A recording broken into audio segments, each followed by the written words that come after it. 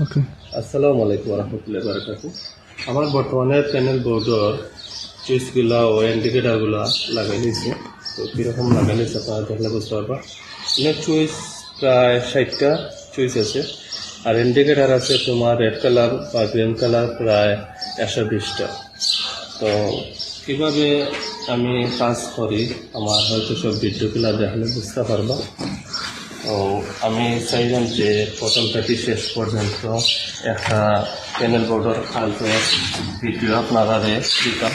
তো যেহেতু একসাথে ভিডিও করলে মানে অনেক লম্বা হয়ে যায়, এর হারালে পাট হলেই করি। তো সত্যি বলতে শেখার কোনো শেষ নেই, আমারও কাজের মধ্যে ভুল আছে।